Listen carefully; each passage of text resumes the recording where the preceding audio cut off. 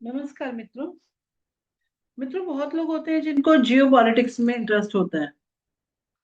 जियो politics के साथ साथ जो भी प्राकृतिक चीजें हो रही है हमारे आसपास, ग्रहण का होना, भूकंप का होना, तो इन सभी सब्जेक्ट्स को पढ़ा जाता है मेदिनी में।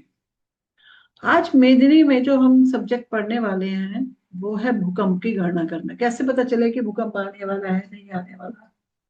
जब हम पंचांग पे नजर मारते हैं तो पंचांग में कुछ तारीखें दी गई होती हैं और ये बताया गया होता है कि इन इन डेट्स को भूकंप आ सकते हैं। तो जैसे विश्व विजय पंचांग जो लेटेस्ट वाला मीन्स 2026 और 27 का है, मतलब विक्रम संवत 2083 का जो विक्रम संवत पंचांग है,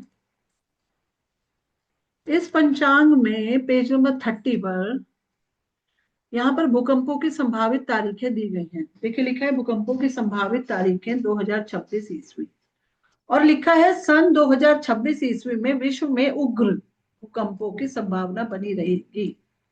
श्री विश्व विजय पंचांग भूकंपों पर अनेक वर्षों से शोध कर रहा है। हमें आशा है कि उक्त भूकंपन से संबंधित गणितज्ञ विषय की स्पष्टता के लिए इस शोध में भूकंपों के अनुमान की सटीकता की वृद्धि कर पाएंगे।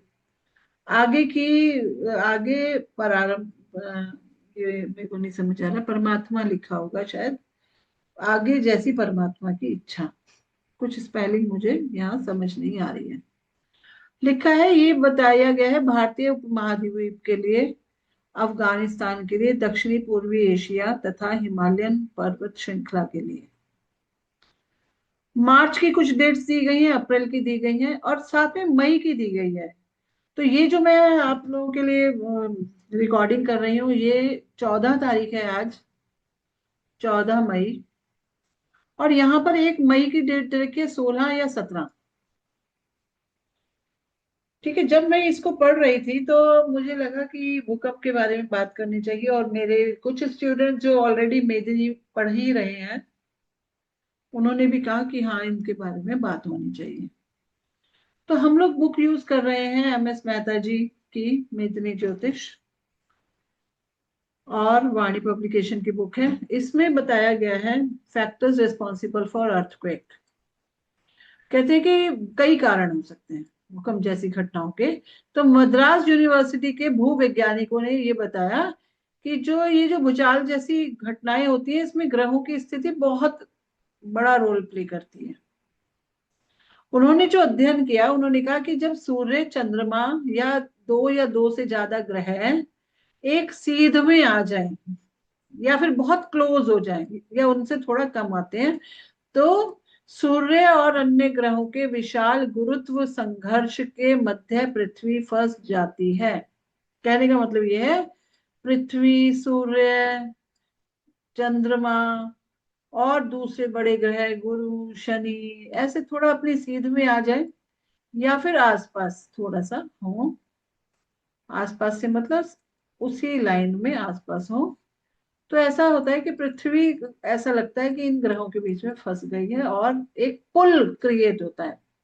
उस गुरुत्वाकर्षी दबाव से पृथ्वी के परिक्रमा पथ पर पृथ्वी की गति को प्रभावित करते हैं, और कुछ जो विवर्तनिक पट्टिकाएं यानी कि जो प्लेट्स हैं, ये कहा जा पता है ना सभी को कि जो पृथ्वी है उसकी जो क्रस्ट है वो लेयर्स की बनी हुई है, और वो जो क्रस्ट की लेयर्स है वो अपने एक दूसरे के ऊपर स्लाइड करने लगती हैं, और उस स्लाइड की वजह से अर्थ में शेकिंग स्टार्ट हो जाती है, और वो जो शेकिंग होती है उसी के वजह से भूकंप आता है।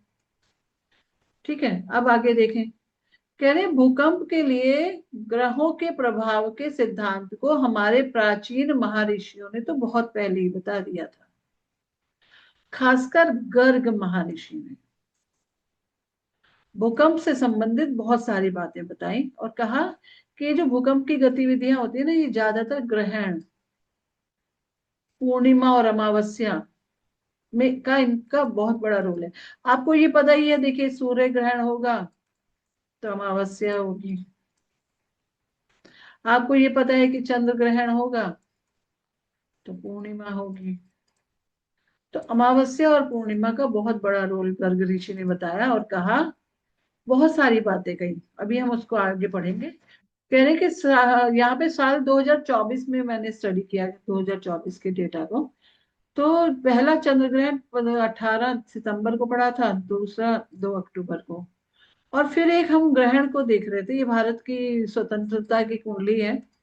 और जो ग्रहण ये भूकंप आया वो आया 3 नवंबर 2024 को नई दिल्ली में 1:42 पर। उस समय हमने इसको स्टडी किया। तो भारत की कुंडली जो है वो वृषभ लगन की है। तो वृषभ राशि से चौथा घर, तो यहाँ पे पांचवा, तो यहाँ पे शनि की दृष्टि का आना, मंगल और केतु के बीच में चौथे घर का हो जाना। अभी जब हम इसके बारे में पढ़ेंगे कि कौन कौन से फैक्टर्स काम करते हैं, वो आपको तब समझ धीरे धीरे आ जाएगा कि क्या बताया जा रहा है। तो ओवरऑल यहाँ पे हमने उस कुंडली को स्टडी किया तो हमने पाया कि भारत का जो चौथा भाव था वो काफी पीड़ा में दिखाई दिया। क्योंकि भारत की कुंडली का लगन क्या है, वृषभ है, तो लगन से 1 2 3 4 चौथा भाव, शनि की दृष्टि, मंगल और केतु के बीच में, ठीक है, और सूर्य भी इधर है। तो सूर्य के से चंद्रमा की बहुत क्लोजनेस होना, दोनों का नीच राशि में हो जाना, कुछ ऐसी स्थितियां उस समय बनी। अब आगे कहते हैं कि क्या फैक्टर्स हैं रिस्पॉन्सिबल, क्या फैक्टर्स हैं जो ये बताते हैं कि भूकंप आ सकता है। उनमें एक बात ये आती है कि जहां ग्रहण का प्रभाव अधिक होता है, विशेषकर उन राष्ट्रों की कुंडलियों में देखा गया है कि चौथा और 10वां भाव पीड़ित है। इस चीज को समझना होगा कि चौथा भाव और 10वां भाव, 10वें भाव को जैनिथ बोला जाता है। जैनिथ मतलब आकाश, बिल्कुल टॉप पर। सूर्य भी तो 10म भाव में बिल्कुल टॉप पर, दोपहर के समय सूर्य क्या होते हैं, 10म भाव में होते हैं, दिग्बली होते हैं। और ठीक 10वें भाव के सामने पाताल का भाव कहा गया है, जिसे हिबुक भाव भी कहते हैं। हिबुक भाव मतलब चौथा भाव, पाताल। ठीक है, तो कहा कहते हैं कि वो राष्ट्र जिनकी कुंडलियों में चौथा भाव पीड़ित हो, चाहे वो ग्रहण से पीड़ित हो, चाहे बहुत सारे पापी ग्रहों का इफेक्ट वहां पर आ जाए, तो कहते हैं वहां पर उन जगहों पर भूकंप के आने के चांसेस ज्यादा हैं। वृश्चिक और वृषभ राशियों के संदर्भ में ये, भूकंप के संदर्भ में ये राशियां बहुत इंपॉर्टेंट मानी गई हैं। जब शनि मंगल राहु या गुरु इन राशियों में, किन राशियों में, वृषभ या वृश्चिक राशियों में हो, तो बहुत सेंसिटिव हो जाता है। गुरु की, बुध की दृष्टि हो, भारी ग्रह, बड़े ग्रह, मतलब बाहर वाले, बाह्य ग्रह जिनको बोलते हैं, उनकी दृष्टि आ जाए, सम्मिलित दृष्टि आ जाए। एक एक एक और चीज बताइएगा कि कैसे पता लगाएं, कि पहले से कैसे पता लगाएं कि भूकंप जैसी घटना हो सकती है। तो कहते हैं कि ये चीज पता लगाने के लिए कि भूकंप जैसी घटना हो सकती है, हमें देखिए, जो मेदिनी में हम कुछ कुंडलियां तैयार करते हैं, जब हमें पूरे साल की घटनाओं का बारे में पता लगाना होता है, तो पहली कुंडली हम लोग तैयार करते हैं चैत्र शुक्ल प्रतिपदा की। लेकिन ये तो पूरे साल की घटनाओं का बताएंगे ना। पूरे साल में तो 12 महीने होते, तो 12 महीनों में कोई घटना कब होगी, तो उसके लिए संक्रांति की कुंडली भी बनाई जाती है। संक्रांति आप जानते ही हो कि सूर्य का मेष राशि से लेकर मीन राशि तक प्रवेश को कहते हैं संक्रांति, है ना। जैसे 16 मई को, 16 नहीं, 15 मई को, अभी 15 मई 2026 को सूर्य की वृषभ संक्रांति होने वाली है। मेष राशि से वो वृषभ राशि में जाएंगे, ठीक है। तो कह रहे हैं कि संक्रांति की कुंडलियां भी बनाते हैं, इसके अलावा पक्षीय कुंडलियां भी बनती हैं।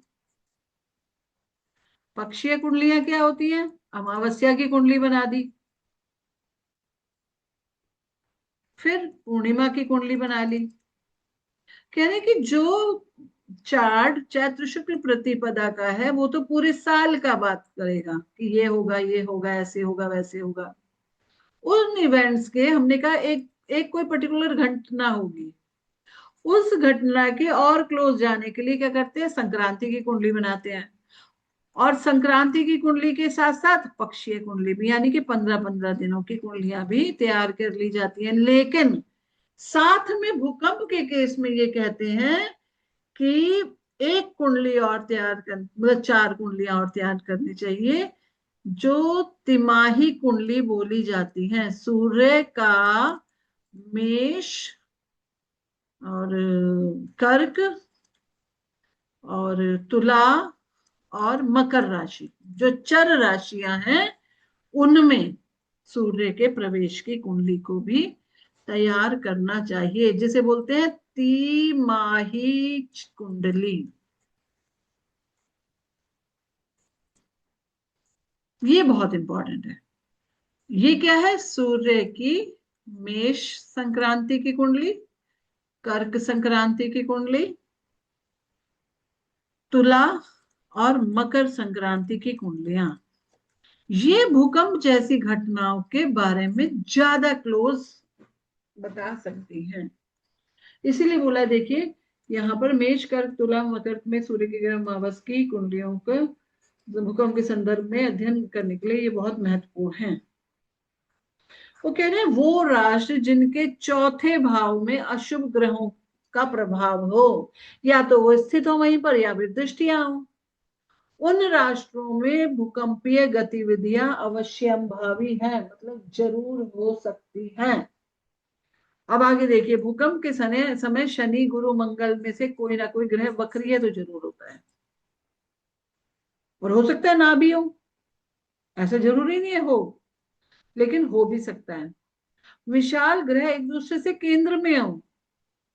अब जैसे हम यहाँ पे ये एक चार्ट देख रहे थे, एक मिनट, थोड़ा सा ये वाला, यहाँ पर हम क्या, कोई ऐसे बड़े ग्रह आपस में केंद्र में है, तो शनि और गुरु आपस में केंद्र में है। इस चार्ट में देखिए, ये जो 3 नवंबर का 2024 का चार्ट हम देख रहे हैं, उस समय शनि और गुरु आपस में केंद्र में आ गए हैं। ठीक है ना, तो कहते हैं कि केंद्र में हो सकते हैं बड़े ग्रह, विशाल ग्रह एक दूसरे से केंद्र में या त्रिकोण में भी हो सकते हैं, जरूरी नहीं है कि केंद्र में ही हो। ठीक है, तो यहाँ पे तो ये केंद्र में हो गए। ठीक है ना, तो बड़े ग्रह हैं। राहु और मंगल को देखिए, ये आपस में त्रिकोण में हो गए। तो केंद्र और त्रिकोण वाले ग्रह एक दूसरे को प्रभावित करते हैं। एक और बहुत इंपॉर्टेंट फैक्टर बताया गया है भूकंप का, कहते हैं चंद्रमा और बुध अगर एक ही नक्षत्र में हो तो भूकंप आने के चांसेस ज्यादा रहते हैं। ठीक है, एक ही नक्षत्र में हो, या ये यहाँ पर देखिए जो 3 नवंबर वाली हम कुंडली पे डिस्कशन कर रहे हैं, उसमें चंद्रमा का नक्षत्र क्या था उस दिन, अनुराधा, बुध का नक्षत्र भी अनुराधा। तो ये भी एक बहुत बड़ा फैक्टर है जो भूकंप की स्थिति का निर्माण करता है। अब हम लोग बार बार बात कर रहे हैं कि 16 मई को कुछ ऐसा हो सकता है, 16 मई को कुछ ऐसा, चलो मैं नहीं कह रही हूँ, मैं अपनी तरफ से कुछ भी नहीं कह रही हूँ, पंचांग में लिखा है 16-17 तारीखें संभावित तारीखें दी गई है, किसके लिए, भूकंप के लिए। और कहां पर, भारतीय उपमहाद्वीप, भारतीय उपमहाद्वीप के लिए ये बताई गई है। तो हम ऐसा करते हैं, यहाँ पे 16 मई की कुंडली को एनालाइज करते हैं। तो जब हम इसके एनालिसिस कर रहे हैं तो देखिए, सूर्य यहाँ है, चंद्रमा यहाँ है, इसका मतलब है सूर्य से चंद्रमा आगे हो गए, मतलब प्रतिपदा का दिन है। अमावस्या के आसपास की तारीखें, तो पहली कंडीशन क्या थी, क्या पहला फैक्टर होता है भूकंप को स्टडी करने का, या तो अमावस्या हो या फिर पूर्णिमा हो। एक और चीज बोली गई बात जाती है कि अगर किसी राशि में ग्रहण हुआ हो रिसेंटली, रिसेंटली को क्या कहेंगे, 4-5 ये 6 महीने, 6 महीने की स्थिति हमने पढ़ी है कि 6 महीने मानना चाहिए। 6 महीने के बीच बीच में अगर किसी एक पर्टिकुलर राशि पे ग्रहण हुआ हो तो वहां पे भूकंप के चांसेस ज्यादा हो जाते हैं। तो हम सभी को पता है कि चंद्र ग्रहण दिखाई दिया था भारत में, चंद्र ग्रहण सिंह राशि पे हुआ था। तो जब हम भारत की कुंडली देखते हैं, भारत की कुंडली वृषभ लगन की है और सिंह राशि चौथा भाव, तो चौथे भाव ही पाताल है, ठीक है ना। तो हमने क्या किया, ये 16 मई की कुंडली बना दी है। अब अगर यहां देखें चौथे भाव पे इम्पैक्ट देखते हैं, फोर्थ हाउस पर इम्पैक्ट। फोर्थ हाउस पर किन किन ग्रहों का इम्पैक्ट आ रहा है, राहु केतु का एक्सेस आ रहा है। और ये भी हमने राहु केतु का एक्सेस फोर्थ हाउस और 10th हाउस, ठीक है। फिर उसके बाद हमने कहा था कि बड़े ग्रह आपस में केंद्र में हो जाए, तो यहां शनि और गुरु फिर से वो केंद्र में हो रहे हैं। पढ़ा था ना कि बड़े ग्रह आपस में केंद्र में हो जाए, तो शनि और गुरु, गुरु तो सबसे बड़े ग्रह हैं, सेकंड नंबर पे सैटर्न है, ये आपस में केंद्र में है, ठीक है। चौथा भाव पीड़ित है ही। शनि की दृष्टि लगन पे भी आ रही है, ठीक है। तो कुछ जो हमने का ये पढ़े, चंद्रमा और बुध का नक्षत्र। अब चंद्रमा और बुध का नक्षत्र तो सेम नहीं है, क्योंकि ये तो मेष राशि में बैठे हैं और ये वृषभ राशि में। तो चंद्रमा, लेकिन सारे फैक्टर्स काम करें भूकंप के लिए ऐसा भी जरूरी नहीं है, ठीक है ना। तो हमने बहुत सारे फैक्टर्स को देखा कि जो पंचांग कह रहा है कि संभावित तारीखें हैं 16, 17, तो क्या उनमें भूकंप की घटना बन सकती है। तो हाँ, अमावस्या के आसपास का दिन तो है ही, चंद्र ग्रहण भी सिंह राशि पे हुआ था, फोर्थ हाउस भी पीड़ित है, ठीक है ना। और बड़े ग्रह शनि और गुरु जैसे बड़े ग्रह आपस में केंद्र में भी हैं।